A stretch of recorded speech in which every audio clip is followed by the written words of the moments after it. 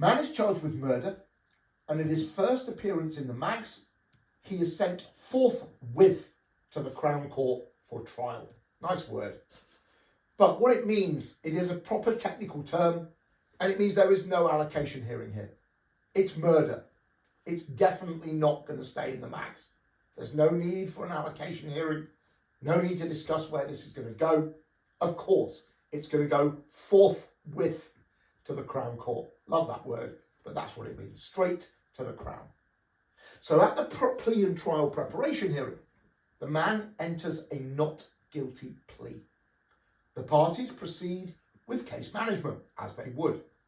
Following the pre-trial preparation hearing, and in line with their duty of disclosure, the prosecution discloses the witness statement of an elderly woman who claims to have witnessed the murder.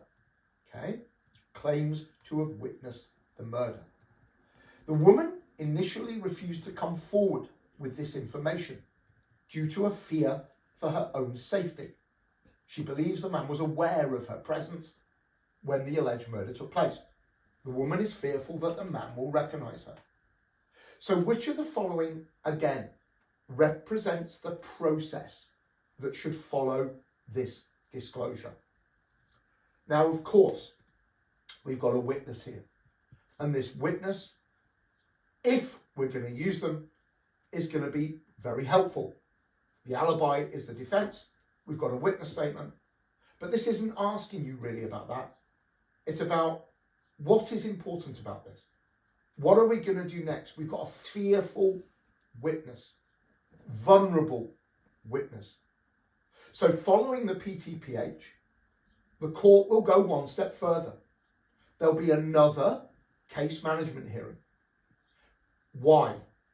To set what are called ground rules for the conduct of the questioning of this particular witness or even the defendant.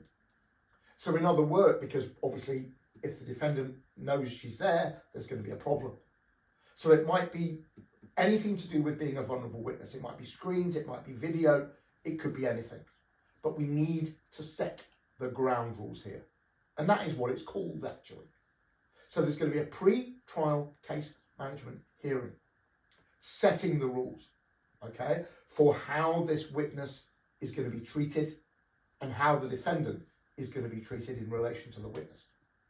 So again, A says, we're done. We don't need anything else. Well, we've got a vulnerable witness. We need to deal with that. So A is not right. C, there'll be a pre-trial case management hearing, but there won't be any restrictions set. Well, of course there will. It's a vulnerable witness again. Okay? D is too vague. D is not wrong as such. And this is the point I always make. That sometimes there are answers that are not wrong in effect, but they don't quite answer the question. The court may conduct a pre-trial case management hearing, sure, on the basis it's necessary to conduct a hearing in order to give directions for an effective trial. Well, that is true, but does it really answer the question? Look at the question in bold at the top. Which of the following best represents the process that should follow this disclosure specifically? So D is one of those classic answers that they throw in that is really vague. It's not a wrong answer. It's just not the best answer. So again, from a technique and strategy perspective, do remember that. E is the same actually. E says, we need a further case management hearing because new evidence has come to light. Well, all right, it has. But again, it's vague. It's vague. So B answers the question. Following the disclosure about the vulnerable witness, B is what we do. Okay? So again, there's a lot of tips and strategy going in here. Excellent.